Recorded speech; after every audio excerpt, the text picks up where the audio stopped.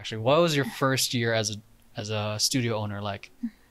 You know what? It was one of the, greatest feeling I've ever ever had, because I was realizing I had put it out there, and it came to a reality. Mm, And every night I would leave and I was like, wow, I can't believe this is mine. that's cool. Yeah. So it's crazy, and I don't know, I love it.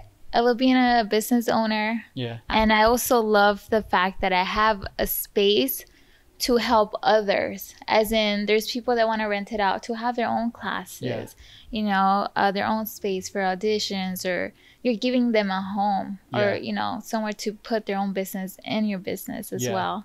And then also not just that, but also like teaching the students, and then, later on seeing their progress over the years.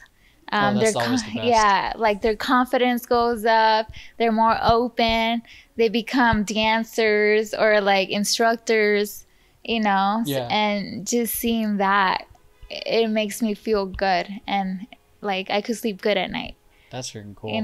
Did you have any, like, when you decided to take on start your own dance studio, did you have any like doubters, like people saying like, what are you doing? It's fucking crazy, like a studio.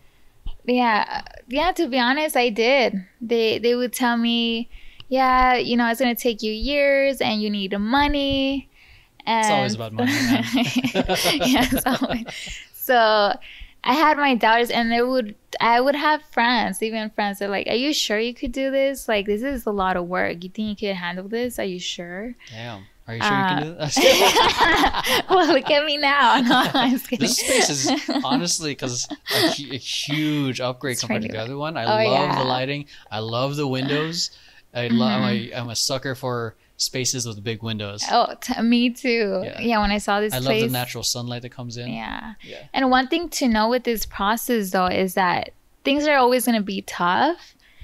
And you just have to have faith, have the patience, and do not lose that, your mission or your passion. Yeah. Because along the way, there's going to be rough paths. I'm curious for what you would say to people who want to start their own studio. Like, what should they expect?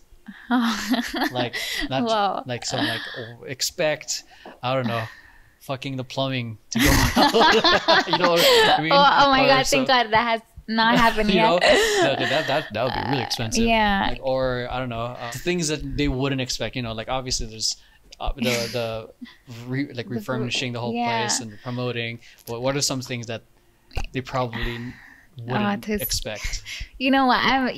Each time I'm learning a lot. That the old studio, it was attached to a gym. I don't know if you remember that. I remember that. So it was attached to a gym, and it was easier because when I was leasing the place, it was already built. Yeah. It was done. I didn't have to worry about so much, but the landlord, and just keeping it nice and clean and making sure the customers are happy. Yeah.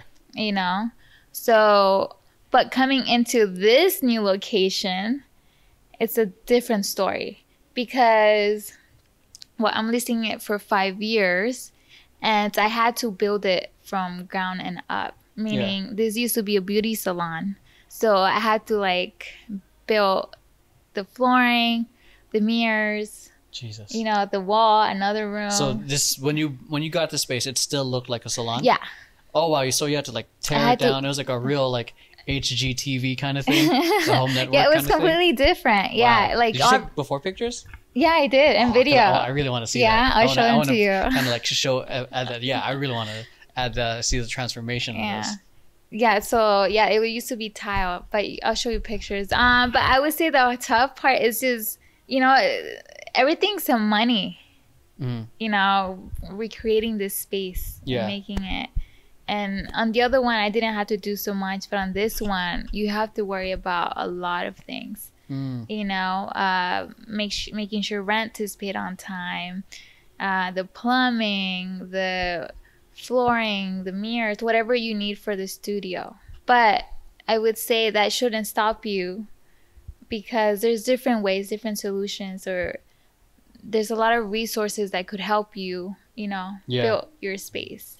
For, or what do you call it? When it comes to, I guess, getting that initial funding, I don't know if you're comfortable talking about it. Did you have to take out a loan, or did you have to get funding from like investors? Or because I think you said money was hard, like especially like bootstrap.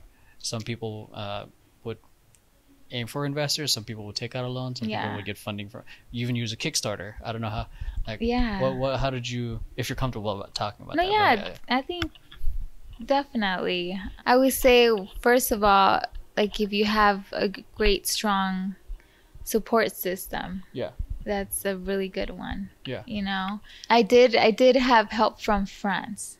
Oh, so that's fucking amazing. Yeah, so you always, and I'm grateful and thankful for them. You know, and that's because they believed in me, and that's because they also felt something, that because I helped them through, you know, whatever they were going through. And they were willing to help out, you know.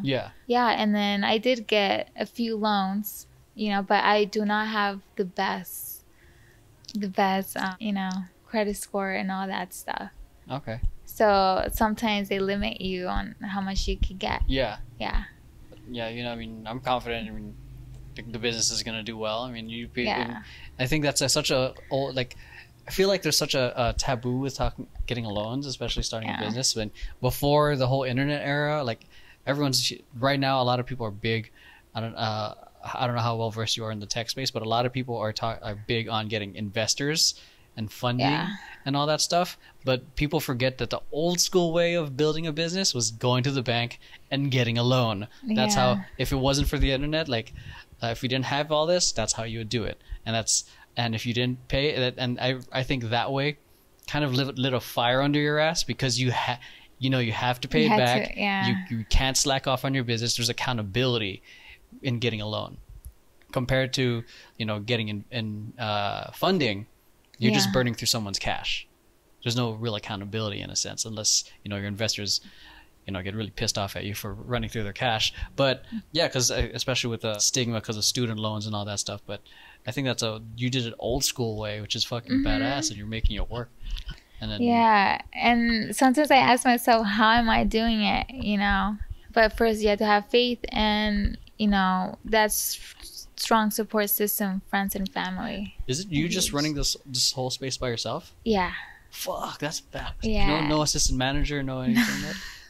It's only even on the other location.